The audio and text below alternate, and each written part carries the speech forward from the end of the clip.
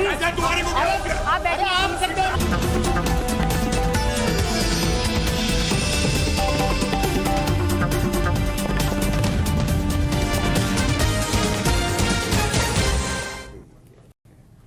नमस्कार, स्वागत है आपका टाइम्स नाउ नवभारत पर और आप ये विशेष कार्यक्रम देख रहे हैं। आपके साथ मैं हूं मीनाक्षी कंडवाल। बाबा मिल गए, जैसे ही ये वाक्य सामने आया, इस वाक्य ने देश के करोड़ों हिंदुओं के दिलों को छुआ। ये वाक्य सोशल मीडिया पर वायरल हो गया। इस वाक्य ने मुस्लिम समुदाय की चिंता बढ़ा दी। टीवी चैनल्स पर डिबेट्स के टाइटल्स के रूप में भी ये वाक्य आपको दिखाई दिया। लेकिन इस वाक्य के इर्द गिर्द जो आज एक बड़ा सवाल इस विशेष कार्यक्रम में हम खड़ा कर रहे हैं, वो ये ज्ञानवापी से शुरू हुआ धर्म युद्ध आखिर कहां तक जा रहा है। क्योंकि ज्ञानवापी की बहस के बाद जैसे देश के अलग अलग धार्मिक स्थलों तक ये बहस जा पहुंची है, जिस पर सवाल हो रहे हैं, कोर्ट की दहलीज तक जो है पक्ष पहुंचाए जा रहे हैं, इन सब के बीच क्या समाधान कोर्ट से बाहर मुमकिन है?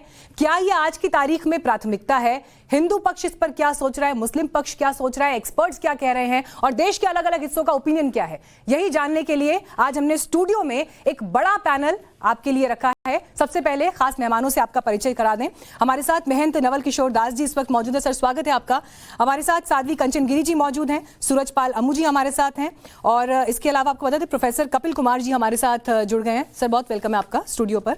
डॉक्टर अमरेंद्र नाथ, फॉर्मर डायरेक्टर ASI हमारे साथ इस वक्त मौजूद है और मुस्लिम पक्ष को रिप्रेजेंट करने के लिए हमारे साथ जुनैद हैरिस जी मौजूद हैं।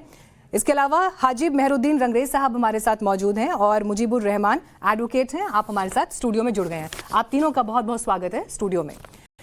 ये पूरी बहस सबूतों के मिलने के बाद एक नए स्वरूप में अब दिखाई दे रही है और इसीलिए हाजिब मेहरुद्दीन रंगरेज साहब, सबसे पहला सवाल मैं आपसे पूछ रही हूं, एक के बाद एक जो सबूत मिल रहे हैं, क्या आपको लगता है कि ये सबूत मिलना अब इस दिशा में बात को लेकर जा रहा है कि कोर्ट से बाहर भी एक बात कम से कम हो? क्योंकि हिंदू पक्ष से बड़ी उम्मीदों से देख रहा है। ये कोई सबूत अभी मिले नहीं है क्योंकि वो जो फवारा है उसके अंदर सलाई डाली गई, उसमें 2 फुट तक वो सलाई अंदर तक गई। तो जो शिवलिंग होता है वो एक आकार होता है उसका पत्थर का जैसा, वो उसमें सलाई नहीं जा सकती। तो हम तो सिरे से इस बात को खारिज करते हैं। शिवलिंग मिला जिसको लेकर कोर्ट ने भी एक फैसला दिया, एक स्टेटमेंट दिया, लेकिन उससे अलग दीवारों पर जिस तरह के एनग्रेव निशान दिखाई दे रहे हैं, जो पूरे और सबूत सर्वे में अब तक सामने आए, वो आपके लिए कोई मायने नहीं रखते। वो अकबर जो बादशाह थे, उन्होंने दीन इलाही के तहत, हिंदू मुस्लिम एकता के प्रतीक के तहत, पहले ऐसा होया करता था जब मुसलमान यहाँ पर हिंदुस्तान में 4-5% होया करते थे, तो ऐसा पुराना मकान। आपकी नजर में वहां हिंदू मंदिर का कोई सबूत नहीं है? नहीं, कोई सबूत नहीं है, सिरे से खारिज कर रहे हैं आप इस बात को। महंत नवल किशोर दास जी, उनकी नजर में वहां पर कोई सबूत नहीं है मंदिर का। देखिए, ऐसा है, मंदिर का कोई सबूत नहीं है तो 3 बार वो जो मंदिर टूटा, मोहम्मद गौरी ने तोड़ा, शाहजहां ने 64 मंदिर तोड़े, औरंगजेब ने तोड़ा, तो क्या तोड़ा था? 1669 में जो आदेश था औरंगजेब का कि मंदिर तोड़ दिया जाए, तो मंदिर जब था ने तोड़ा क्या? तो ये सब देखिए कोर्ट में चल रहा है। किसी मस्जिद में न गणेश होते हैं, न शेष होते हैं, न स्वास्तिक होता है, न ओम होता है। हम तो महागौरी, श्रृंगार गौरी को ढूंढ रहे थे। अब जरा अभी इन्होंने कहा कि उसमें छेद है। 353 साल बहन बहुत होते हैं। ये वही है जिन्होंने सोमनाथ के हमारे ज्योतिर्लिंग को तोड़ दिया, खंड खंड कर दिया। तो 353 साल होते हैं। हो सकता है कि मेरी आस्था को अपमानित करने के लिए इन्होंने हमारे ज्योतिर्लिंग में छेद भी कर दिया हो, कोई बड़ी बात नहीं है, क्योंकि ये उसी मानसिकता की हीनता। फिर मैं कह रहा हूं कि जो यहाँ बैठे हैं, इनका मोहम्मद गौरी से कोई लेना देना नहीं, शाहजहां से कोई लेना देना नहीं, औरंगजेब से कोई लेना नहीं। इनके पूर्वज तो जो हमारे वही हैं, तो इनको तो अपने ऊपर लेना ही नहीं चाहिए। जिन आताताइयों ने, जिन धर्मद्रोहियों ने, मूर्ति भंजकों ने किया था, हम उनको कह रहे हैं और साक्ष्य के आधार पर हो रहा है। ठीक है, थोड़ी देर रुकिए, अभी कोर्ट का कुछ निर्णय आएगा, साक्ष्य के आधार पर हम तो सब बात कर रहे हैं। देखिए, धर्म और आस्था जो कहता है वो एक अलग बात है, लेकिन जिस तरह की चीजें अभी वहां दिखाई दे रही हैं, सर्वे में जो बातें निकल कर आ रही हैं, उन सबसे भी आगे का सवाल ये है, इतिहास क्या कहता है? क्या इतिहास से मुंह मोड़ने की कोशिश है? देखिए, मैं वही 2 चीजें कहना चाहता हूं कि मैं इसमें नहीं फंसना चाहता कि मुस्लिम पक्ष क्या कह रहा है या हिंदू पक्ष क्या कह रहा है। मैं कुछ और सवाल उठाना चाहता हूं। मशगिर आलमगिरी में जो दस्तावेज मौजूद है कि बादशाह को खबर दे दी गई कि मंदिर तोड़ के मस्जिद बना दी गई। जो दूसरा 1669 का रॉयल एशियाटिक सोसाइटी में जो दस्तावेज पड़ा है कि मंदिर तोड़ के मस्जिद बना दी गई। मैंने उस दिन भी एक सवाल उठाया था, आज भी उठाता हूं कि बाबर के ज़माने में वहाँ पे मस्जिद नहीं थी, हुमायूं के ज़माने में मस्जिद नहीं थी, अपना अकबर के ज़माने में नहीं थी, जहांगीर के ज़माने में नहीं थी, शाहजहां के ज़माने में नहीं थी, औरंगज़ेब के ज़माने में एकदम कहाँ से आ गई? ठीक है।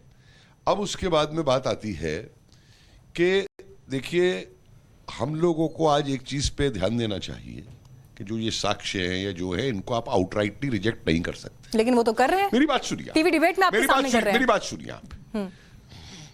एक वैज्ञानिक दृष्टिकोण इतिहास में ये कहता है कि इस पे जज साहब भी निर्णय नहीं दे पाएंगे अपने उसके ऊपर, जो एविडेंस जज साहब के सामने जाएगी और वो शिवलिंग है या नहीं है, इसका निर्णय आप करवाइए जो आर्ट हिस्टोरियंस हैं, जिन्होंने इन आर्ट्स को स्टडी किया है, उनका निर्णय लेके उनकी एविडेंस पेश कीजिए। जैसे आप कहते हैं ना कि आर्कियोलॉजिकल सर्वे की खुदाई करके एविडेंस जाए।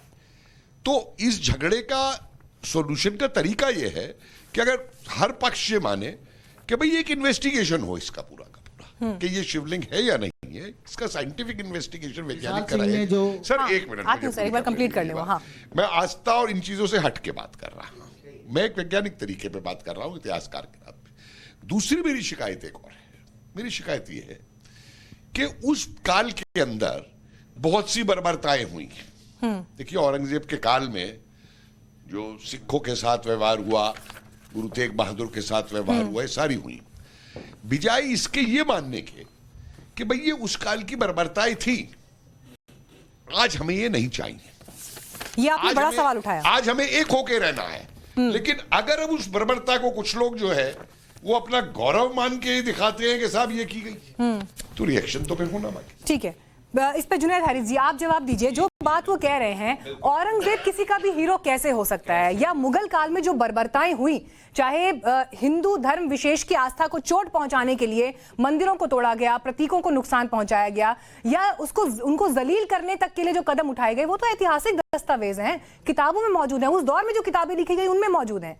इससे कोई कैसे इनकार कर सकता है? बहुत अच्छी बात है। अभी हमारे सामने चूंकि इतिहासकार भी मौजूद हैं, इसलिए बात करते हुए बहुत अच्छा भी लगेगा। एक चीज़ तो मैं ये क्लियर कर दूं कि आपने हमें मुस्लिम रिप्रेजेंट करने के लिए कहा है, ऐसा है नहीं। ये होना ही नहीं चाहिए। ये मैं मुस्लिम को रिप्रेजेंट नहीं कर रहा हूँ। ये मुल्क संविधान से चलता है, अकॉर्डिंग टू संविधान जो कुछ सही है हम सिर्फ उसको रिप्रेजेंट करते हैं। हम यहाँ पर धर्म विशेष को रिप्रेजेंट नहीं कर रहे हैं। अगर आपने इसलिए बुलाया है तो मैं अभी कहिए तो मैं इस महफिल को खाली कर दूँ। थोड़ा सा माइक ऊपर कर दीजिए। ठीक है, आपकी क्या इजाजत है कि मैं न करूं? लेकिन आपको ऐसा क्यों लग रहा है कि संविधान के तहत भी जो आप बात कर रहे हैं, कौन सी बात किया है मैंने? आप कह रहे हैं संविधान के तहत, लेकिन जी। मैं असदुद्दीन ओवैसी साहब का नाम लेती हूँ। वही असदुद्दीन ओवैसी साहब जब सुप्रीम कोर्ट का फैसला आ जाता है बाबरी केस में, वो कहते हैं कि बाबरी मस्जिद तो शहीद हुई थी, हम ये भूलेंगे नहीं। अच्छा, तो फिर उस सुप्रीम कोर्ट की मुखालफत करने के क्या मायने हैं? अगर सब कुछ आप मेरी राय इस पर लेना चाहती हैं या मुझे असदुद्दीन ओवैसी का रिप्रेजेंटेटिव समझ रही हैं? नहीं, मैं बिल्कुल आपको उनका रिप्रेजेंटेटिव नहीं समझी, लेकिन उस डिस्कोर्स में जो बात है, मैं उसका जिक्र आपके सामने कर रही हूँ। अब आपको जो सवाल करना मुझसे डायरेक्ट करना हो तो मैं उसका जवाब दूं। क्या सवाल है? ठीक है, मेरा आपसे ये सवाल है, जो बर्बरताएं हुई इतिहास में, उससे इनकार कैसे किया जा सकता है? अब आप सुनिए, अब आप चूंकि हिस्ट्री की बात है, अभी बहुत अच्छी बातें आई हैं कुछ, और मैं उसी की संदर्भ में कुछ बातें कहना चाहता हूं। हिस्ट्री के अनुसार अगर देखा जाए तो 1707 में औरंगजेब मर गया। उसके बाद भारत के अंदर मुगलों का डाउनफॉल हो गया। उसके बाद 1735 में या 1835 में, मुझे थोड़ा सा कंफ्यूजन हो रहा है, वहां पर मंदिर की स्थापना हुई, बनवाया गया। बल्कि राजा नेपाल ने नंदी जी को वहां पर स्थापना की, और उससे पहले बीजाबाई ने भी वहां पर बीजाबाई ने मंडप तैयार करवाया था, और उसके बाद जो है अहिल्याबाई होलकर ने जो है बाकायदा मंदिर बनवाया। हाँ, 1800 जी। अब सवाल ये पैदा होता है, वो कमजोर लोग नहीं थे। मैं सिर्फ ये कह रहा हूं कि अगर उसी जगह खास पर अगर वो मस्जिद बनी होती तो बहरहाल इतनी पावर में जरूर थे वो कि वो तोड़ करके उसे बनाए होते। इससे पहले हिस्ट्री में बात चूंकि उठी नहीं है, इसलिए मैं इस तरफ जा रहा हूँ। एक बहुत नहीं मैं असल में जवाब और सवाल की बात मैं अपनी राय दे रहा हूँ। आप वो कंप्लीट कर लें, ठीक है, वो कंप्लीट कर लें, ठीक है। अब रह गई बात कि वहां पर क्या है, वो जो चीज मिला है, इसमें कोई शक नहीं है कि जो लोग भी मुगल और मुस्लिम आर्किटेक्ट कुछ के बारे में जानते हैं वो ये जानते हैं कि वो किस तरह की चीजें बनवाया करते थे। जितनी भी मस्जिदें मिलेंगी उस समय की, वो सबके अंदर आपको फव्वारा जरूर मिलेगा। ये मैं आपको बता दूं, मैंने खुद उस मस्जिद में नमाज पढ़ी है, मैं जानता हूं बीच में हौज है। यहां पर आप चले जाइए, फतेहपुरी मस्जिद में भी चले जाइएगा तो आप ये देखिएगा, और आप चले जाइएगा जामा मस्जिद ठीक है, दिल्ली तो में। आपकी नजर में फव्वारा है। अब आगे मुझे बोल लेने दीजिए, अपनी बात ही मुझे कंप्लीट। तो ये एक चीज है, ये चीज हम पब्लिक ओपिनियन बनाने से पहले अभी बहुत अच्छी बात आई थी, इसे रिसर्चर्स, हिस्टोरियंस, आर्किटेक्ट के माहिरीन को तय करना है कि वो क्या है और क्या नहीं है। एक बात, लेकिन ये एक चीज है, और जहां तक औरंगजेब के तोड़ने और नहीं तोड़ने की बात तो कंप्लीट कर लेने दीजिए। तो मैं ये बता दूं, धर्म के आधार पर ये तो मैं जरूर कह सकता हूं कि उन लोगों ने मंदिर मस्जिद नहीं तोड़े। औरंगजेब ने मस्जिद तोड़ा है, हिस्टोरियन बैठे हुए, गोलकोंडा के जामा मस्जिद को उसने तोड़ दिया था। तो जाहिर सी बात है ये लोग अपनी समाजी व्यवस्था के अनुसार कब क्या कर रहे हैं। और यही नहीं, हिंदू राजा भी मंदिर तोड़ा करते थे अपने अनुसार। मैं सिर्फ ये कहना चाह रहा हूं कि हमारा मुल्क आजाद है, संविधान से चलता है। 1937 में इस मस्जिद के बारे में फैसला हो चुका था कि नीचे से ऊपर तक मस्जिद है। उसके बाद फिर ये क्यों, और 1991 में जब पूरा का पूरा मामला क्लियर हो गया कि जो चीज जैसे है वैसे ही रहेगी, तो फिर हम अब इन सब चीजों में 91 के वर्शिप एक्ट, ठीक है, मैं प्लेसेस ऑफ वर्शिप एक्ट पर भी आऊंगी, कोशिश करें, उपासना स्थल कानून पर भी हम बात करेंगे। लेकिन मैं बड़ा सवाल यहां पर, ये आपने बड़ी एक ज़हीन बात कही जो प्रोफेसर कपिल कुमार जी ने भी कही थी कि कोर्ट में जो एक्सपर्ट्स हैं कम से कम उनके जरिए बात हो, उनको सुना जाए। हमारे साथ यहाँ पर एएसआई के फॉर्मर डायरेक्टर इस वक्त मौजूद हैं, उनसे ही हम बात करेंगे। डॉक्टर अमरेंद्र जी, ये बताइए, जिस बात का यहाँ पर बार बार जिक्र हो रहा है, फवारा है, शिवलिंग है, ये बहस तो एक तरफ, लेकिन वहां पर क्या हमेशा से मस्जिद थी? मस्जिद हमेशा से नहीं थी। जो प्रमाण हमारे पास आर्किटेक्चर के दिख रहे हैं उससे यही पता लगता है कि वो उससे पहले वहाँ उस परिसर में काफ़ी सारे ब्रोकन, टूटे हुए अवशेष हैं, पुरावशेष हैं, जिस पर उत्कीर्ण है, ड्राइंग है, सब कुछ है। तो उसके आधार पर हम लोग सुनिश्चित कर पाते हैं कि ये पुरावशेष किस काल का है, और ये हम सुनिश्चित कर पाए हैं। जैसे कई सारे टुकड़े पीसेस वहाँ मलबे के ढेर के ऊपर पड़े हुए हैं, या जो तस्वीरें आजकल दिखाई जा रही हैं, तो उसमें जो उकेरे हुए कमल पुष्प की सीरीज़ है, काफ़ी सारे फ्रिजेज हैं, काफ़ी सारे मोल्डिंग्स वाले जाली नुमा पत्थर पर उकेरा हुआ दृश्य है। तो ये सब एक काल निश्चित करते हैं। और फिर लोटस मेडेलियन, हम पूर्ण आधा और पूर्ण लोटस मेडेलियन देखने को मिलता है। तो ये सब एक पर्टिकुलर पीरियड में बनाए गए थे, और वो पीरियड हम लोग अच्छी तरह से जानते हैं, और वो उसका पूरा विस्तार है जो हमें दिल्ली से भी अवशेष मिले हैं। एक पॉइंट मुझे आपसे क्लियर करना है यहाँ पर, क्योंकि ये बार बार हर बहस के केंद्र में आता है। मंदिर का जो बेस है, फाउंडेशन है, या मंदिर की जो दीवार है, उसके ऊपर मस्जिद होने का मतलब क्या है? मंदिर, पूरे मंदिर को ध्वस्त करके भी तो मस्जिद बन सकती थी। हाँ, बन सकती। बेस का मतलब क्या है, वो क्यों है वहां पर? अब ये तो उस काल के लोग के सोच की बात होगी। जो दिखाई पड़ रहा है हम उसी के बारे में कह सकते हैं। पर ये कॉमन ट्रेंड आपने देखा? ये कॉमन ट्रेंड, ये अपने में ठीक है, लेकिन ये आपने कॉमन ट्रेंड देखा? ये ट्रेंड में जैसे हर जगह अलग अलग चीज़ें, जैसे कुवैतुल इस्लाम मॉस्क की बात करें तो वहाँ पर तो जिक्र ही किया गया है, एपिग्राफिकल एविडेंस है हमारे पास कि इतने मंदिरों को ध्वस्त करके उसके मलबे से हमने ये कुव्वत माइट ऑफ इस्लाम का मस्जिद, पहली मस्जिद बनाई गई।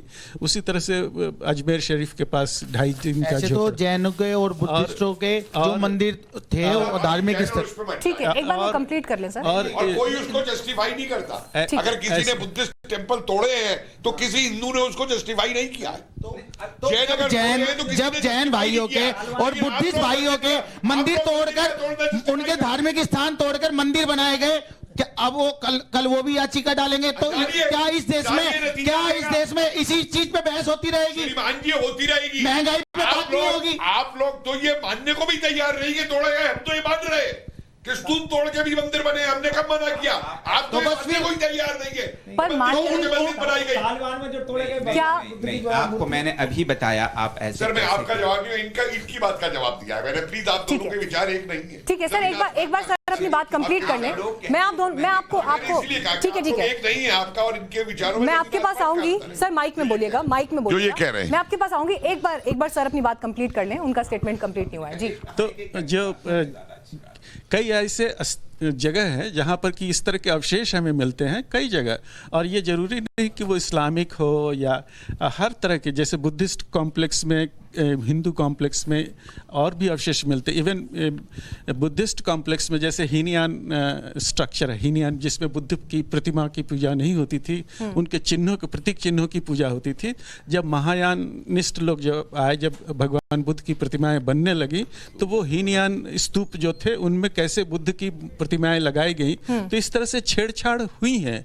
और ये ऐसी बात नहीं है जैसे जैसे सोची जाती है। तो रही बात ये इस्लामिक स्ट्रक्चर जो हमारे सामने है ज्ञानवापी का, तो इस तरह का ये एक अपने में नमूना है जहाँ दीवार जो दिखाई पड़ती है उसमें काफ़ी सारी अच्छी मोल्डिंग्स हैं, और उसमें सामने हमको अच्छी तरह दिखाई पड़ता है कि प्रवेश द्वार है, और प्रवेश द्वार, और वो ऐसा भी दिखता है कि सामने से बंद किया गया हो, और वो जो तोरण है उसमें मकरमुख के तोरण है वो टिपिकल है, और उस तरह के तोरण हमें कई मंदिरों में देखने को मिलते हैं मध्य प्रदेश में। और जो खास तौर से जो मेडेलियन है, लोटस मेडेलियन जो दीवार में लगे हुए हैं, वो मेडेलियन हमें विस्तार से सांची में, मथुरा में, कई जगह से मुजीबुर रहमान जी, जिस बात का जिक्र यहाँ पे हुआ, देखिए अब बात सिर्फ ज्ञानवापी तक तो सीमित नहीं रह गई है, वो मसला जो है वो अब जाके दिल्ली की जामा मस्जिद भी पहुंच गया है, भोपाल में पहुंच गया है, ताजमहल को लेकर पूरी एक बात शुरू हुई,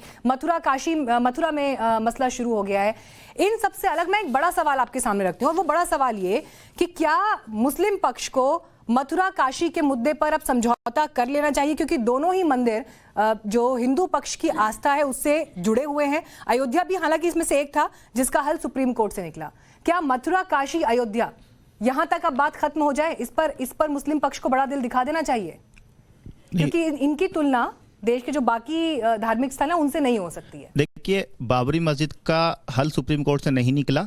बाबरी मस्जिद का हल निकला जब उसको शहीद किया गया। अगर बाबरी मस्जिद को शहीद नहीं किया जाता तो सुप्रीम कोर्ट कभी ऑर्डर नहीं दे सकता था कि हाँ उसको तोड़ करके वहां मंदिर बनाइए।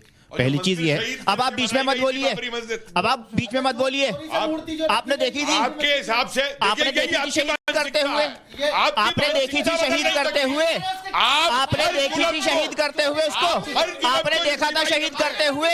मुझे बताइए, अरे ठीक है, यही आप ज्ञानवापी में करना चाहते हैं, यही आप काशी में मथुरा में करना चाहते हैं, यही आप ताजमहल में करना चाहते हैं, मगर आप अपने मंसूबे में कामयाब नहीं होंगे, आप कभी कामयाब नहीं होंगे, क्योंकि देश संविधान से चलेगा, कानून से चलेगा।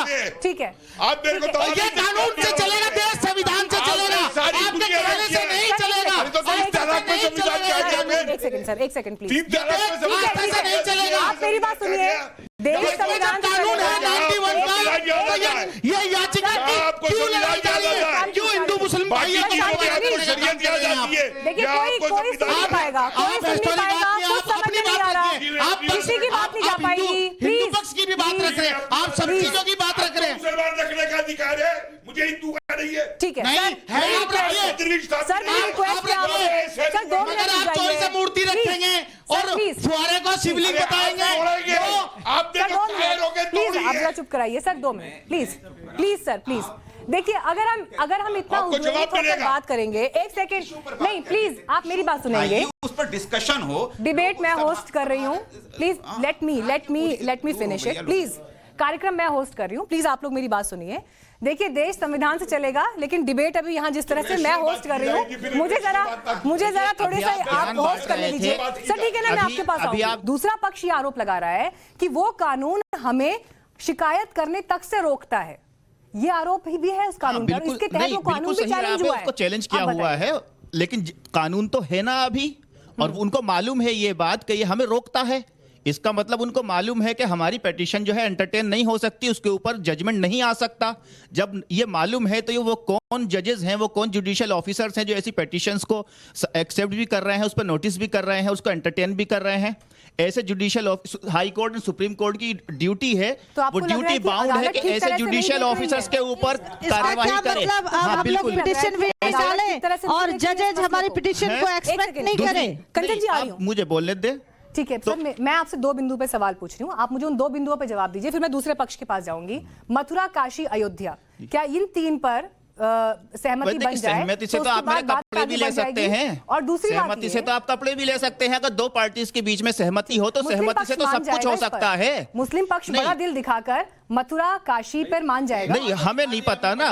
दिखा दिया अब अच्छा, पहले इस पर नहीं हो सकता। देखिए नहीं, ये देखिए। बड़ा दिल आपने नहीं दिखाया, ठीक है। वो हमारा अधिकार था और आप हमारी सुनिए मेरी धरोहर बात, थी, मैं- हमारी मैं- धरोहर बस थी। देखिए, 1 मतलब लाख दलित हमारी मंदिर तोड़े चीज आप गए थे। लेके आप हमें कह रहे हैं कि हमने बड़ा ये चोरी 10 चोरी लाख मत बताइए। एक लाख अगर चोरी चोरी करेगा 1 लाख दलित मंदिर चोरी तोड़े गए चोरी थे। का अगर आप सबको 10 त्याग दलितों के दीजिए। मंदिर लौटा दीजिएगा, हम भी एक मस्जिद लौटा देंगे। आप चोर किस तो पार्टी आप से लोग पूछिए। निकले। लेकिन देखिए हो क्या रहा है, हो ये रहा है, देखिए हो ये रहा है, कोई किसी की बात नहीं सुन पा रहा। चिल्ला please। रहे हैं आप, बस कोई फिर किसी की बात कहते नहीं हैं कि सुन पा आपको रहा। कुछ बोल please। दिया गया। सर मैंने आपको समय आपको दिया बोल बोलने के देंगे, लिए। आप थोड़ा लिहाज तो कंचन गिरी जी, रखिए ना। ठीक है प्लीज प्लीज, मेरी आपसे तो आप रिक्वेस्ट तो है। चुप होंगे तभी तो बोलेंगे ना। देखिए आप मुझे चुप होंगे तो मजबूरन बोलेंगे ना। एक सेकंड, आप तो एक सेकंड, सुननी पड़ेगी आपको, सुननी सर, आप मेरी बात पड़ेगी, सुनिए। सुननी पड़ेगी सर, आप तुम्हें, माइक दीजिए। पूरी सुननी सर, आप माइक पड़ेगी, दीजिए। सुननी पड़ेगी पूरी। नहीं सुननी पड़ेगी तो चले जाइए, नहीं सुननी पड़ेगी तो पाकिस्तान चले जाइए। अगर नहीं सुनेंगे तो पाकिस्तान चले जाओ। सुनना नहीं चाह रहे। अगर सुनेंगे नहीं तो पाकिस्तान को भी झूठ में बदल रहे हैं। अब एक सेकंड देखिए, मुझे अगर आप मजबूरी में सबका आप माइक ऑफ नहीं करना सुनना पड़ेगा। अगर आप चाहेंगे मेरी तो बात नहीं पाकिस्तान सुनेंगे, चले जाइए। मैं वहाँ आपके पे सर पर जाइए। नहीं चिल्ला आप जाइए सकती हूँ। पाकिस्तान। एक आप तो सेकंड सुन रुक रहे जाइए हैं, प्लीज। सुना रहे हैं, सर, हिंदुस्तान रुकिए, में रह प्लीज, करके। प्लीज, आपको आप नहीं रुकिए। सुनना सुनाना, आप मैंने जाइए कहा, यहाँ से। रुकिए। आप रुकिए प्लीज, अभी कोई बात नहीं करेगा यहाँ पर। मुझे आप मजबूर कर रहे हैं कि आपसे ऊपर पिच में मैं चिल्लाऊं। मैं चिल्ला सकती हूँ लेकिन मैं चिल्लाना नहीं चाहती। खामोश बैठा आपसे मेरी हूँ, ये रिक्वेस्ट बोले है। चले जा रहे सर आप हैं। बोल चुके हैं ना, मैं जो 2 लोग चुका मैं? अभी तक कहाँ कंचन बोल जी एक चुका? बार नहीं बोली है, सूरज जी कहाँ एक बोल बार चुका? नहीं बोले कहाँ बोला मैं? हैं। आप रुकिए मुझे प्लीज, बोलने कहा दिया गया, कंटिन्यूअस तो बीच में बोलते रहे। रुक जाइए ठीक है प्लीज। बिल्कुल लड़ाई लड़ी गई है, पिटिशन आया है, तभी आपका ही बोलने तभी दीजिए। उसको ये किया आप गया है। कानून की लड़ाई तब लड़ते हैं जब आप उसको प्रोटेक्ट करते हैं। आपने तोड़ा नहीं उसको, बोला, आप शांत रहिए, आपने जाकर के आप तोड़ा शांत उसको। रहिए। जब आप बोल कानून रहे की थे तो लड़ाई हम लड़ते चुप हैं ना, तो थे। उसको खड़ा रहने हमारी देते, बात फिर पूरी देखते होने कैसे दीजिए। आपको मिलती हमारी हो। बात आपने पूरी होने तोड़ा उसको दीजिए। जाकर के और पहले। एक सेकंड रुकिए, काशी आपने गैर कानूनी काम किया, देश के कानून के खिलाफ काम किया आपने। मुझे है माइक उसे दीजिए। हम लेके रहेंगे एक सेकंड, और एक कानून सेकंड के जरिए कंचन जी रुकिए, कंचन जी रुकिए एक सेकंड, आप भी रुकिए। मथुरा, काशी, अयोध्या, अब अगर हिंदू पक्ष ने अपने पास 3000 मंदिरों की सूची बना रखी है तो क्या उन 3000 मंदिरों पर फाइट होगी? देखिए कहाँ पर ये मसला थमेगा? 3000 मंदिरों में अगर हमारा चिन्ह पाया गया जहां मूर्ति मिलेगी वो लेके रहेंगे और कानून के जरिए 3000 के 3000 मंदिरों में लेंगे। बिल्कुल लेके रहेंगे 3000। अगर मतलब हमारा पूरा सबूत इतिहास आप मिलेगा तो वापस पलटेंगे। बिल्कुल इतिहास पलटेगा। जब जब अत्याचार पलटेंगे। बढ़ती है तब तब इतिहास पलटता है, तब ठीक है। तब वीर योद्धा मैं आपके राम सामने कृष्ण ठीक जन्म है। लेते हैं। एक बिंदु और रख रही हूं आपके आज इस सामने। धरती पर भगवान आपके राम सामने आ गए हैं और सुनिए, अब ये सुनिए। इतिहास पलटेगा।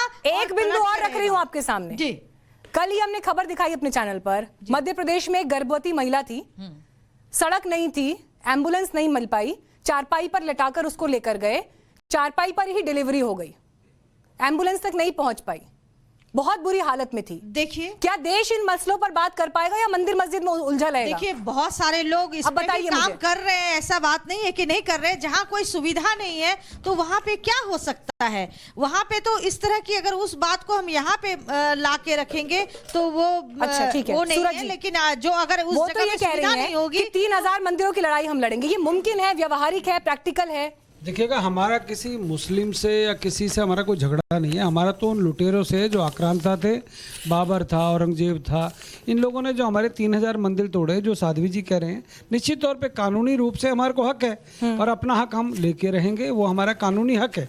और कोर्ट से जाने से भी, कोर्ट में जाने से आप भी कह रहे हैं कि कानूनी हक है, वो कह रहे हैं कि वर्शिप एक्ट जो है, प्लेसेस ऑफ वर्शिप एक्ट, वो भी संविधान में ताकत देता है। इन लोगों के अंदर क्या, औरंगजेब और बाबर का कई बार भूत आ जाता है और जब आ जाता है तो फिर ये उन्हीं की भाषा बोलते हैं।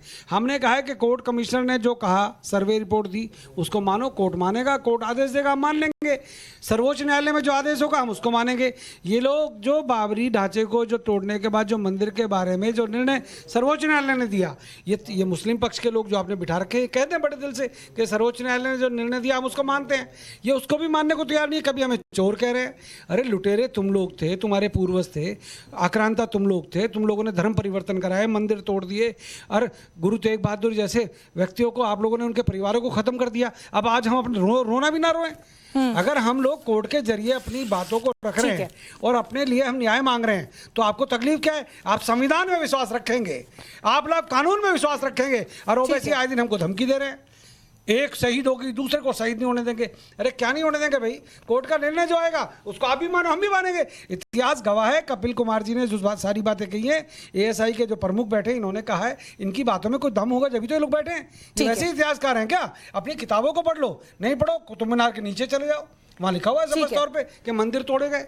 आप किसी बात को तो मानो, पर अपनी गाएंगे और हमको धमकाएंगे। भैया धमकने वाले हम लोग नहीं है। ठीक है, ये गलतफहमी में ना रहे कोई। जुनैद साहब, ये हठ धर्मिता क्यों है? ये हठ धर्मिता का सवाल, मैं, चलिए आपने संविधान की बात की थी, मैं संविधान के हिसाब से ही आपसे सवाल पूछ रही हूँ। अगर कोर्ट में एक मसला है, हम देखते हैं कि वाराणसी कोर्ट ने एक फैसला लिया, वहां पर सर्वे रोकने के लिए सैकड़ों की संख्या में लोग पहुंच गए, शुक्रवार का ही दिन था, कोर्ट का फैसला भी नहीं मानेंगे। मैं ये कह रही हूँ कि चलिए ठीक है, आपके सवाल हैं, दोनों पक्ष अपने हक की लड़ाई लड़ रहे हैं, लेकिन कोर्ट की तो सुनी जाएगी। असदुद्दीन ओवैसी जब ये कह देते हैं कि कयामत तक मस्जिद रहेगी, इसका क्या मतलब है? इसका मतलब भी मैं बता रहा हूँ, और आपने जो बात कही उसका मतलब भी बता रहा हूँ।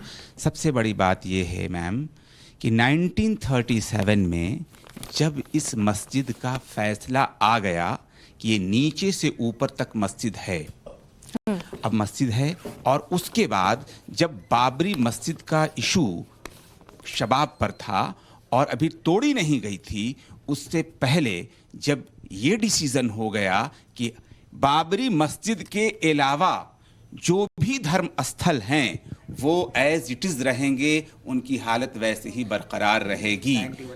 91 की मैं बात कर रहा हूँ, 92 से पहले।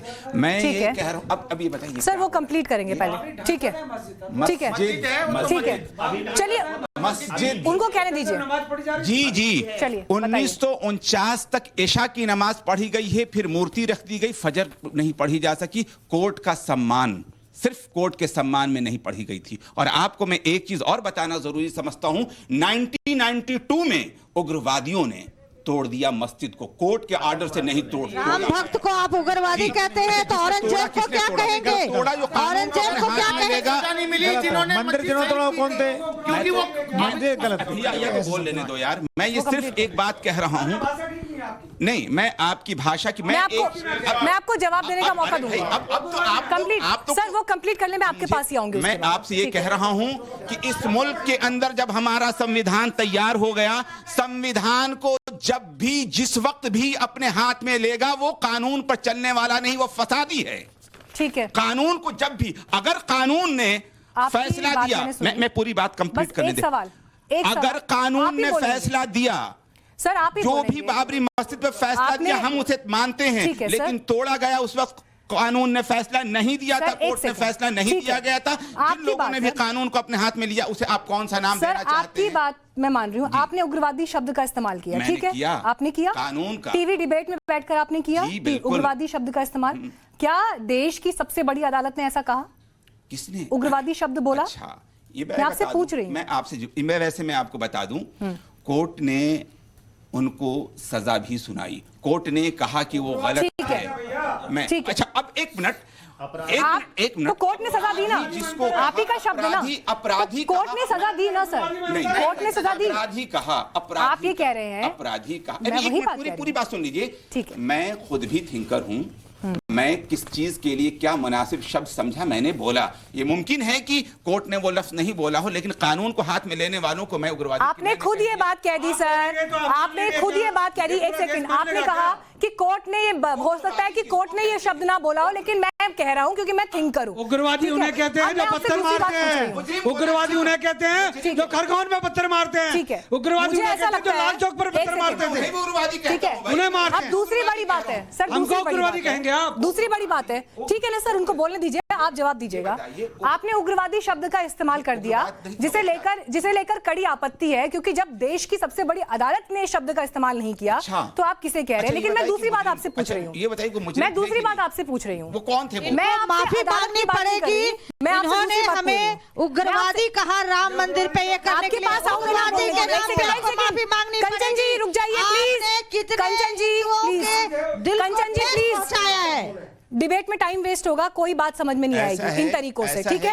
आप मेरी बात का जवाब दीजिए।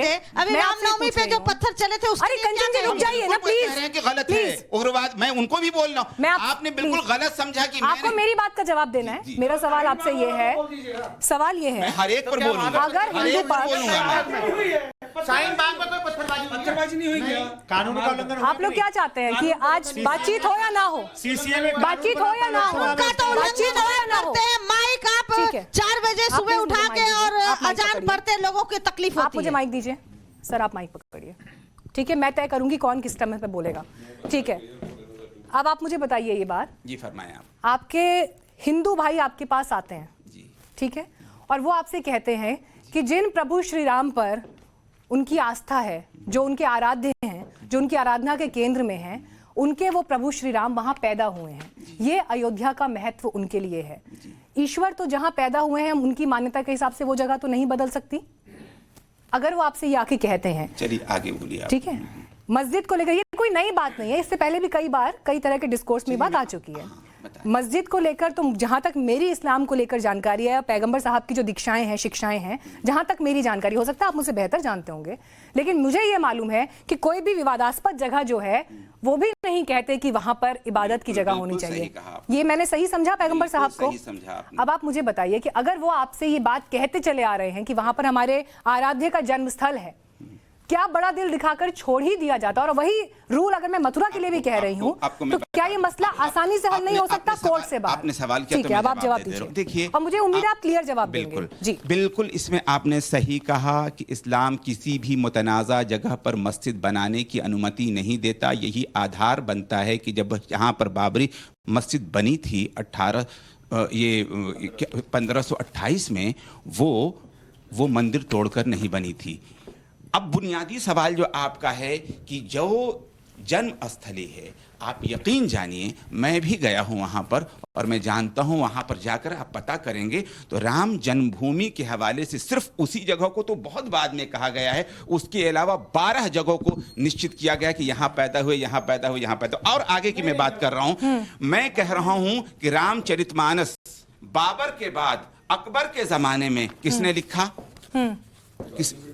बताइए बताइए, आप तुलसीदास ने लिखा, और उसके अंदर उसी वहीं पर बैठ करके लिखा है, सरजू नदी के किनारे। कहीं पर भी वर्णित नहीं है कि ये वो जगह। देखिए, श्री राम का हर वो जगह जहां पर जो रसोईया है, जहां पर वो खेले हैं, जहां पर वो पढ़े हैं, जहां पर वो सब कुछ काम किए हैं, क्या बात है, क्या बात है बीच? प्रोफेसर साहब, मेरा सवाल आपसे ये है, जितनी बातें उन्होंने की, मुझे ये समझ में नहीं आ रहा कि सुप्रीम कोर्ट में जो मसला एक बार एड्रेस हो चुका है, जिस पर फैसला भी दिया जा चुका है, अगर उस पर भी आज की तारीख में सवाल उठ रहे हैं, इसका मतलब मानने की तो कोई सूरत ही नहीं है।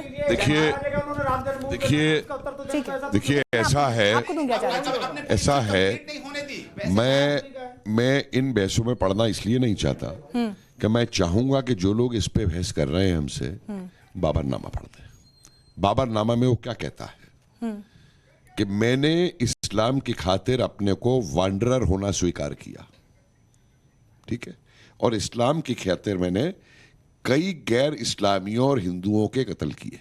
लिखा हुआ है, मौजूद, उसके अंदर मैंने नहीं लिखा है बाबरनामा। अकबरनामा में खुद लिखता है वो कि चित्तौड़गढ़ के अंदर 40,000 हिंदुओं का कत्ल किया, और उसके बाद में वो आकर के अजमेर शरीफ जाता है। अकबरनामा में लिखा है, मैंने नहीं लिखा है। उससे पहले 1560 के अंदर, ये 1568 में है, 1560 के अंदर देखिए, मेरी एक बात सुन लीजिए आप, मुझे थोड़ा सा मेरी एक बात सुन लीजिए, आप बोले प्लीज। मैं सिर्फ एक बात कह रहा हूं कि देखिए, उस समय की एक बर्बरता की मानसिकता थी। हमें वो मानसिकता से आज हट करके एक होके चलना है, जो मैं बार बार कह रहा हूं बात। लेकिन वो मानसिकता जब मैं देखता हूं कि दोहराई जा रही है, मैं आपकी खाली हिंदुस्तान की बात नहीं कर रहा हूं, बामियान के अंदर क्या होता है, इस्लाम के नाम के ऊपर बुद्धों का वो तोड़ा जाता है। आज भी ऑस्ट्रिया के अंदर झगड़ा चल रहा है कि साहब ये जो चर्च है ये पहले मस्जिद थी, इसको बनाया जाए। लंदन के अंदर चर्च खरीद खरीद के पुराने वहां पे मॉस्क बनाई जा रही है। भाई जब दूसरे की इबादत वहां पे हो चुकी तो आप खरीद पे भी उस जगह को क्यों बना रहे हैं? सिराकूसा एक जगह है इटली के अंदर, चर्च था। यार फिर वही बात आ गई, देखिए अभी कह रहे क्यों बनाई जा रहे हैं। मैं आपको बता रहा हूं आप कुरान के खिलाफ बना रहे हो। आप 500 मस्जिद बनाइए, मुझे कोई दिक्कत नहीं है, लेकिन मंदिर तोड़कर नहीं बनाएंगे। श्रीमान जी आप मेरी तरफ से 5 लाख मस्जिद बनाइए। एक बात सुन लो, ठीक है। एक बात सुन ठीक है, लीजिए, ठीक है। एक मिनट मेरी लास्ट बात सुन लीजिए, ठीक है। मैं जा रहा हूं इसके बाद। ठीक है। सुनिए मैडम, ठीक है, ठीक है। मैडम एक एक बात करके सुन दूंगी लीजिए, सर। आप कंप्लीट करिए। मेरी तरफ से 5 लाख मस्जिद बनाए, मुझे कोई शिकायत नहीं। शिकायत अभी करिए आपने शिकायत। अरे यार तुम्हारे में अगर बुद्धि नहीं है समझने की ना, एक-एक करके अगर सर, तुम्हारे में एक-एक, बुद्धि प्लीज, नहीं है समझने की प्लीज। तो मेरे को कंप्लीट करने दीजिए मेरा देखिए सेंटेंस। सर, सुनिए प्लीज मैडम, मुझे अपना सेंटेंस कंप्लीट करने दीजिए। प्लीज सर, कमेंट ना करें। आप भी पर्सनली मत करिए। देखिए कोई किसी को नहीं सुन पा रहा है ना, प्लीज एक आप पे बार। तर्क देने का जवाब नहीं है तो आप डिरेल करते हैं। ठीक है सुनिए सर, आप कंप्लीट करिए। बात करते अरे आप ही के पास है सब कुछ, हम पे कुछ नहीं है। सर प्लीज बैठिए। मेरी बात करता है, इन जाहिल लोगों से मैं नहीं बात करूँ। ठीक है, ठीक है। नहीं नहीं नहीं सर, आप कंप्लीट इनको करिए। सुनने की औकात नहीं है। प्लीज प्लीज प्लीज मेरी देखिए, पूरी बात सुनने की नहीं पकड़ जा रहा है। जितना समय आप बोलेंगे मैं आपको उतना ही समय बोलने के लिए दूंगी। Please have patience. आप कंप्लीट करिए। मैं लास्ट सेंटेंस बोल के जा रहा हूं जी। मुझे इस्लाम से एतराज नहीं है, मुझे किसी मस्जिद से एतराज नहीं है। 5 लाख मस्जिद बने, मैं भी मस्जिद के बाहर से उसको आदाब करते हुए निकलूंगा। लेकिन एक बात सुन लीजिए, एक भी मंदिर तोड़ करके मस्जिद नहीं बनने दूंगा। बिल्कुल चलिए मंदिर तोड़ के मस्जिद नहीं बनने दूंगा। ठीक है, बस। और इतिहास गवाह है कि कितने मंदिर तोड़े गए। ठीक है। इतिहास गवाह है कि कितने मंदिर तोड़े गए। ठीक है सर, एक भी मस्जिद ठीक है। तोड़ के मंदिर नहीं बनने देने के आप साथ हैं तो बताइए। ठीक है। बताइए। चलिए नहीं नहीं बिंदु बात करिए। देखिए तोड़ के मंदिर नहीं बनेगी, बताइए। सर सुनिए सुनिए सुनिए, ठीक है ठीक है सर।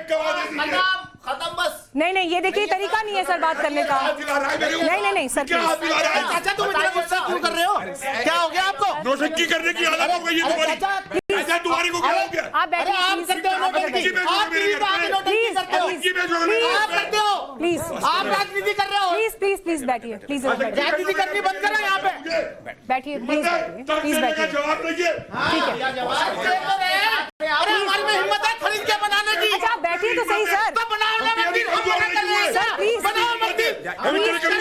खरीदने की तुम्हारे में हिम्मत नहीं है। सर मेरी बात सुनिए। खरीद नहीं सकते। कब्जा करने वाले लोग हो। तुम जमीनों में कब्जा करने वाले लोग हो। देखिए स्टूडियो में एक गर्मा गर्म बहस की स्थिति यहाँ पर बनी। प्रोफेसर साहब बहुत गुस्से में आ गए, आप भी बहुत गुस्से में दिखाई दे रहे थे, लेकिन स्टूडियो में कम से कम बातचीत करने का एक तरीका होना चाहिए, एक संवाद की स्थिति होनी चाहिए। एक दूसरे पर कम से कम निजी टिप्पणियां और आक्षेप नहीं होनी चाहिए। ये मेरी अपने सारे मेहमानों से गुजारिश है। हम इस तरह की किसी भी बहस का समर्थन नहीं करते हैं क्योंकि ये तरीका नहीं है बातचीत करने का, और मैं इसीलिए बार बार आप सबसे ये रिक्वेस्ट कर रही हूं। हालांकि प्रोफेसर साहब की बात पूरी कंप्लीट नहीं हो पाई थी। आतंकवादी कहा जाएगा तो कतई बर्दाश्त ठीक है, मैंने आपकी बात समझी। साध्वी जी बोल दे इस तरह की साध्वी जी नहीं करे। ठीक है साध्वी जी, मैंने आपकी बात पूरी तरह से सुनी, लेकिन आपको ये बात भी कहनी है तो जब मैं आपको बोलने का अवसर दूंगी आपको तब बोलनी है ये बात, क्योंकि अगर आप किसी दूसरे के समय में बोलेंगे तो किसी की आवाज नहीं जाएगी। इतनी टेक्निकल चीजें आप भी समझ सकते हैं। मैं एक निवेदन करना चाहता हूं। अभी आपने कहा बड़े पढ़े लिखे व्यक्ति हैं और बड़े सौम्य भी हैं, आपका जन्म स्थान कहाँ है? प्रश्न पूछ रहा हूँ खाली बस। मैं यूपी में गाजीपुर जी। में एक जगह है 12, वहाँ का। और कहाँ है?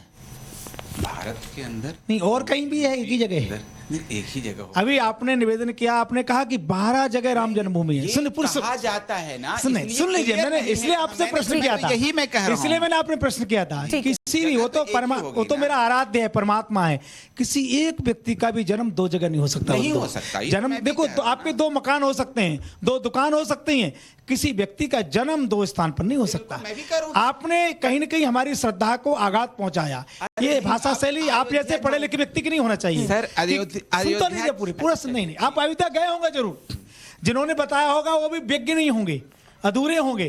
किसी भी व्यक्ति का जन्म 2 जगह नहीं हो सकता, एक ही जगह। और हमारी श्रद्धा, हमारी भावना नहीं, साच के आधार पर वो गर्भगृह वहीं पर है जहां भगवान श्री राम का भव्य का निर्माण हो रहा। एक बात। ठीक है। तीसरी बहन ने एक प्रश्न किया था कि 3 के अलावा और क्या।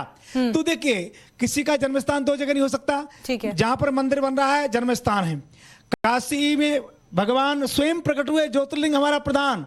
आप स्कंद पुराण देखिए, शिव रहस्य देखिए, ठीक है, ऋग्वेद में देखिए, क्योंकि हम इससे बड़ी ऋग्वेद से बड़ी कोई पुरानी पुस्तक नहीं हो सकती, ये तो आप स्वीकार करते हैं। अपनी अपनी श्रद्धा अलग हो सकती है, परंतु इतिहास पढ़ेंगे तो। तीसरा, जो इनके अपने मुगल हुए उनके उसमें देखिए तो हमारा ज्योतिर्लिंग है। काशी मथुरा में देखिए, मथुरा भगवान श्री कृष्ण की प्राकट भूमि, वहां कुछ पूछना नहीं है। आज भी आप जाएंगे तो ईदगाह के नीचे आज भी कोई जा सकते हैं, आज भी भगवान श्री कृष्ण का गर्भगृह का दर्शन होता है, आज भी है। मैं आपकी बात मान रही हूँ, सुन लीजिए, एक सवाल मेरा आपसे, मैं आपकी बात मान रही हूँ, लेकिन जब आप ये कह रहे हैं कि ईदगाह वाली जगह पर जो है जन्म स्थान है प्रभु श्री कृष्ण का, जो मुस्लिम पक्ष है वो ये बार बार कहते हैं कि ये बात पहले से याद क्यों नहीं आई। और एक बड़ा आरोप इस वक्त ये भी है कि क्योंकि 2024 के चुनाव नजदीक हैं, इसलिए ये सब एक माहौल तैयार किया जा रहा है जिसकी वजह से एक पार्टी विशेष को फायदा होगा। मैं जवाब दूं। अयोध्या में 72 युद्ध लड़े गए, 528 हम लड़ रहे थे, अब जीते करीब 500 वर्ष के बाद, 400 वर्ष के बाद, ठीक है। ऐसे ही मथुरा में, जहां काशी में आज से नहीं लड़ रहे हैं, 353 वर्ष हो गए। समय समय पर अब 24 घंटे युद्ध नहीं होते, अब कानूनी लड़ाई हम लड़ रहे हैं। ऐसे ही मथुरा में भी हम लड़ रहे हैं, आज से नहीं लड़ रहे हम, वहां 1862 से लड़ रहे हैं। निरंतर संघर्ष जारी है और कोई काल्पनिक नहीं है। वहां जो चिन्ह है, आप मथुरा जाएंगे आपको देखने को मिल जाएगा, पता लगेगा कि केवल ढांचा है, दीवार मंदिर की है, ये अकस्मात नहीं हुआ। आप काशी में जाएंगे आपको पता लग जाएगा, दीवार मंदिर की है, ऊपर ढांचा है। क्यों किया गया? कि उसमें के मुगल जान करके कि आने वाले हिंदुओं को हम कैसे चिढ़ा सकें, कैसे इनको अपमान कर सकें। आप दिल्ली में जाएंगे, वहां गणेश जी की मूर्ति उल्टी लगी है, लिखा है 28 जैन और हिंदू मंदिर तोड़ के। चलिए अब एक बात निष्कर्ष की बात करते हैं। निष्कर्ष कैसे निकलेगा? 3 मंदिर हमें दे दें, आगे हम लड़ाई, हम कोर्ट में नहीं जाएंगे। मथुरा काशी अयोध्या की बात खत्म, बंसल जी क्या करेंगे पता नहीं। अब ये देखिए, हम अपनी बात कह सकते हैं, लेकिन देखिए महाराज जी, देखिए अब यही बात है, मैंने इसीलिए सवाल उठाया, हमने 3 मांगे थे। सवाल ये है, लड़ाई लड़ रहे हैं, ठीक है, आगे आने वाली पीढ़ी परंपरा तय करेगी। ठीक है, मेरा सवाल आपसे ये है, हम चाहते हैं शांति से। महाराज जी, महाराज जी आपने जो सवाल पूछा, मैंने इसीलिए पूछा क्योंकि देखिए यही परिस्थिति है कि अंत में मसला क्या सुप्रीम कोर्ट से ही हल होगा। और ये सवाल इसलिए क्योंकि मथुरा काशी अयोध्या, तो कह रहा हूं, आपने कह दिया कि मथुरा काशी अयोध्या पर हम सहमत हैं, वहां तक बात खत्म करिए। अब लेकिन आप ही के साथ में सूरज जी बैठे हैं, तो कह रहे हैं हम नहीं मानेंगे। रुकिएगा जब हिंदू पक्ष भी अगर एकमत नहीं हो पाएगा तो मसले का हल कैसे होगा, बताइए। ऐसा है, रुकिएगा पार्लियामेंट तो एक मिनट, साध्वी जी एक सेकंड, ठीक है। ऐसा है, महाराज जी बड़े दयावान हैं, दयालु हैं, इन्होंने 3 मंदिर आप नहीं है दयावान। हमें तो 3000 नहीं, जो 30,000 जो हमारे मंदिर तोड़े हैं ना, हम कानून के अच्छा, तो मतलब आप वही करेंगे जो संजय लीला बंसाली के साथ हुआ था। और कह रहा हूँ, हम तो लेंगे नहीं, तो वैसे ही लेंगे ना फिर जो संजय लीला बंसाली के साथ हुआ, कानूनी तरीके से। मीनाक्षी, पद्मावत के समय जो हुआ फिल्म के समय, फिर वही तरीका होगा। हमने नहीं चलने दी, तो इसका मतलब आप भी कोर्ट को नहीं मानेंगे, कानून को नहीं मानेंगे। कानून के दायरे में रह करेंगे। तो वो कौन सा दायरा था कानून का? आपसे एक बात कह रहा हूँ, संजय लीला बंसाली के मुंह पर आप कहीं और इंक फेंक देना, अगर आप रेफरेंसेस तो लूंगी ना मैं। थप्पड़ मारा था बंसाली, मैं वही पूछ रही हूँ, तो आप गर्व कर रहे हैं ना इस बात पर? गर्व नहीं कर रहे। अगर कोई मेरे इतिहास को तोड़ेगा मरोड़ेगा तो चाटे भी खाएगा, परंतु यहाँ पर मंदिर का विषय चल रहा है और कोर्ट पीछे छूट जाएगा उस टाइम पर। कह रहा हूँ, कोर्ट में हमने सजाएं भुगती हैं, भुगतने को तैयार है। अगर मेरे को संस्कृति के साथ खिलवाड़ करेगा तो उसके लिए करेंगे। परंतु मीनाक्षी, महाराज जी ने कहा 3 मंदिर, अयोध्या हो गई हमारी, काशी और मथुरा, अब उनका नंबर है। महाराज जी बड़े दयालु हैं, हम लोग इतने बड़े दयालु नहीं हैं। हम लोगों को तो अभी जो इन आक्रांताओं ने जिस प्रकार से हमारे मंदिरों को तोड़ा, उनको एक एक करके कानूनी दायरे में रहकर कोर्ट में जाएंगे, अपना हक मांगेंगे, और जो सर्वे आएगा, जो रिपोर्ट्स आएंगी, उसके आधार पे जो कोर्ट का निर्णय होगा उसको मानेंगे। और कहीं पर अगर ताकत भी दिखानी पड़ी, जैसे अयोध्या में दिखाई थी, तो दिखाएंगे।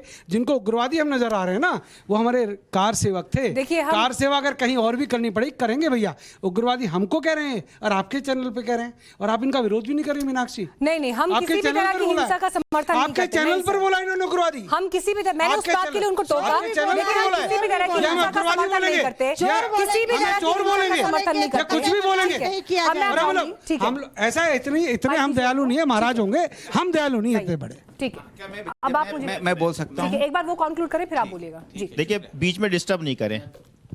बाबरी मस्जिद को शहीद किया जाना क्या गैर कानूनी था कि नहीं, आपराधिक था कि नहीं? मैं आपसे मैं वहां से पूछ रहा हूँ। तो जिन्होंने कानून तोड़ा, अगर उसको देश के सारे लोगों को, उन लोगों को आतंकवादी भी कहना चाहिए, उग्रवादी भी कहना चाहिए, अपराधी भी कहना चाहिए, पापी भी कहना चाहिए। देश की सबसे बड़ी अदालत फैसला दे चुकी है, उसमें बात नहीं होगी। हम आतंकवादी कहेंगे? नहीं, देश के कानून के खिलाफ कोई काम करेगा उसे आतंकवादी कहना चाहिए। उन लोगों को जिन्होंने बाबरी मस्जिद तोड़ी, शहीद की, उनको आपको आतंकवादी कहना चाहिए अगर इस देश के कानून की इज्जत करते हैं तो। सर, बाबरी की बात नहीं होगी, उस पर बात हो चुकी है, उस पर बात हो चुकी है। कानून की बात होगी तो उनको आपको भी कहना चाहिए।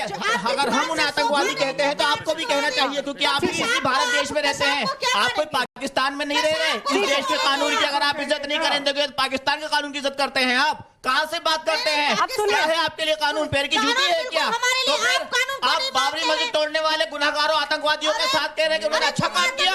शर्म आनी चाहिए आपको। अपने आप को हिंदू सनातनी बता रहे मुझे हैं, बताइए, सनातनी मुझे एक बात बताइए अपने आप को। नहीं, बस ठीक है। शर्म आनी चाहिए कि कानून की धज्जियां उड़ा करके बाबरी मस्जिद को शहीद किया और आप माला पिला रहे हैं। सर, मेरी बात सुनिए, संस्कृति जहाँ बलात्कार, मेरी बात सुनिए, यात्रा निकाल। मैं एक सेकंड रुकिए, प्लीज रुकिए कानून को आप फॉलो सर। नहीं, आप ठीक बात नहीं कर रहे सर, आप ठीक बात नहीं कर रहे। नहीं, आप मुझसे बात करिए, ठीक है? मैं कह रही हूँ, मेरी दो बातें हैं। मसला यहाँ पढ़िए क्या लिखा है, यहाँ पढ़िए क्या लिखा है। एक सेकंड तो फिर ठीक है, कानून के दायरे में है, कानून के दायरे में है। आप यहाँ पढ़िए क्या लिखा है। यहाँ पर लिखा है ज्ञान वापी से धर्म युद्ध, ठीक है? कोई धर्म युद्ध नहीं होगा। ज्ञान वापी से धर्म युद्ध की बात हो रही है। आप घुमा फिराकर बाबरी को लेकर आ रहे हैं और इसीलिए उन्होंने मुझे बाबरी बनाई जा रही है, बाबरी बनाई जा रही है। उन्होंने मुझे कहा कि वो असदुद्दीन ओवैसी के प्रवक्ता नहीं है, लेकिन अरे साध्वी जी रुकिए ना 2 मिनट प्लीज। आप ये कह रहे, मुझे उन्होंने कहा थोड़ी देर पहले कि असदुद्दीन ओवैसी की बात पे वो रिएक्ट नहीं करेंगे, कि उनके स्पोक्स पर्सन नहीं है, लेकिन आप लैंग्वेज तो वही बोल रहे हैं। क्योंकि जब आप ये कह रहे हैं, वो कहते हैं ज्ञान वापी कयामत तक रहेगी, जबकि मामला कोर्ट में है, वो ये कह रहे हैं कयामत तक। ठीक है, अब आपने भी उसी बात का समर्थन कर दिया। देश की सबसे बड़ी अदालत है, क्या गलत है? देश की सबसे बड़ी अदालत बाबरी मस्जिद भूल जाए? सुप्रीम कोर्ट ने फैसला दिया, नहीं दिया? सुप्रीम कोर्ट ने ये थोड़ी कहा कि हम भूल जाएं। यही हद धर्मिता कोर्ट ने कहा कि हम भूल जाएं। यही हद धर्मिता है ना? नहीं, सुप्रीम कोर्ट ने हमसे कहा कि हम बाबरी मस्जिद भूल जाएं। आप मानिए, ठीक है, पजामा पहन लिए तलवार की धार ठीक है। आप डरा के वापस पहना के दिखा दीजिए ना, आप डरा के वापस धोती पहना के दिखा दीजिए, आप वापस धोती पहना के दिखा दीजिए। साध्वी जी प्लीज पहना के दिखाइए तो सही। मुझे माइक दीजिए, मुझे माइक दीजिए। धोती भी धारण करें, पहना के दिखाइए ना, अगर डर के मारे पहन लिया तो। दूसरी बात, मेरे आपकी आवाज नहीं जा रही है, जब माइक पे बोलेंगे तभी जाएगी आवाज। मुझे बोलने नहीं दिया। नहीं, आप सवाल का जवाब नहीं दे रहे। मेरे सवाल का जवाब मैं बहुत माफी के साथ सवाल का जवाब मैं उनसे बात करूंगी। दूसरा, ये क्योंकि आपका बात करने नहीं, सर आपकी बात करने का तरीका ठीक नहीं है। मैंने कानून की बात की, आपकी बात नहीं, आप गलत बात कर रहे हैं। अपराधी है कि नहीं, ये सर गलत मैं कैसे कह रही हूँ, आप गलत बात कर रहे हैं। गलत कैसे आप गलत बात कर रहे हैं। बाबरी में तोड़ने वाले देश के हीरो हैं। मैं तो आपसे सुप्रीम कोर्ट के आधार पर बात कर रही हूँ, मुझसे ज्यादा तो कानून के जानकार आप हैं। उसका अभी भी बाबरी में तोड़ने वालों को पुलिस ढूंढ रही है, नहीं आया ना, इसलिए नहीं तोड़ रही क्योंकि उनके हिंदू विशेष से जुड़े हुए हैं। ठीक है, मैं आपसे 3 सवाल आप कहती हैं। एक सेकंड मैं आपसे 3 सवाल सिर्फ एक सवाल करूंगा, मैं 3 सवाल मैं सिर्फ एक करूंगा पहले। मैं आपसे 3 सवाल पूछूंगी, एक करूंगा। नहीं, मैं आपसे सवाल पूछना मेरा काम है, जवाब देने के लिए तोड़ने वाले क्या देश के हीरो हैं? बस मेरा एक सवाल है। क्या बाबरी मस्जिद तोड़ने वाले बाबरी मस्जिद को शहीद करने वाले मेरी बात सर, सुनिए सर मेरी बात सुनिए। आपके पास जवाब नहीं है, जनता सर जानती है। आप मुझे बताइए, मैं नहीं चाहती इस तरह की बातचीत को यहाँ पे लाना, क्योंकि कार्यक्रम का मुद्दा ये नहीं है, पर आप बार बार मुद्दे से भटका रहे हैं। ठीक है, रामनवमी के जुलूस में पत्थर पड़े थे, नहीं पड़े थे? इसी देश में पड़े थे, तो सजा भुगत इसी देश में पड़े थे। रामनवमी में पत्थर पड़े थे तो इसलिए आप बाबरी मस्जिद तोड़े थी। अब मुझे बताइए, बिंदु 2, कश्मीर से कश्मीरी पंडितों को भगाया गया, किसने भगाया? किसने भगाया? खुद निकले वहाँ से, दूसरा बिंदु रखा, खुद निकले वहाँ से, खुद निकले, बिल्कुल। वाह, उनको जगह दी गई, प्रॉपर्टीज दी गई। वेरी गुड, वेरी गुड, बहुत बढ़िया सर। बस सर, अब आपसे बात नहीं हो सकती, खुद निकले, अब आप बात करिए। ठीक है, ऐलान करके कत्लेआम कर दिया और आप मुझे थोड़ी जहनियत की उम्मीद थी आपसे। आप लोगों ने उनको मार मार के ठीक है, ठीक है, अगर माइक्स पे बात करिएगा, ठीक है। कत्लेआम किया आप लोगों ने। अरे भैया सर, मस्जिदों आप जो किताब लेके आए, पहले किताब पढ़िए, घोषणा आप हुई बोलिए, सर। और कश्मीरी पंडितों को बाहर निकाल दिया गया। सर मुझे बताइए, यहाँ पर कश्मीरी, आपने छत्तों से पत्थर सर मुझे फेंके। माइक दीजिए प्लीज। सर आप माइक, जहांगीरपुरी में आपने पत्थर फेंके, करौली में पत्थर फेंके। ठीक है, ठीक है, ठीक है, ठीक है, ठीक है। कराए, अब सवाल कीजिए आप। मेरा सवाल सर आपसे ये है कि अगर कोर्ट ये कहता है, हिंदुओं के पक्ष में फैसला देता है, मुस्लिम पक्ष को मंजूर होगा, हाँ या ना, बताइए।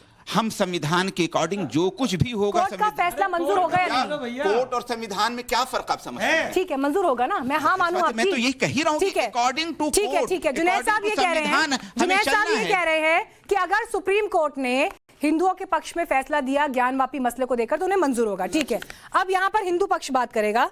अगर कोर्ट ने मुसलमानों के पक्ष में फैसला दिया या मुस्लिम पक्ष की दलील को सही माना, तो क्या हिंदुओं को मंजूर होगा? निश्चित तौर पे जो आप बात कह रही हैं, मैं आपकी बात का समर्थन हाँ या करता ना, हूं। सर? बिल्कुल मानेंगे, एक बात, परंतु सुप्रीम कोर्ट का फैसला मंजूर होगा? हाँ, नहीं, किंतु परंतु नहीं, नहीं, हाँ या बिल्कुल ना? मानेंगे।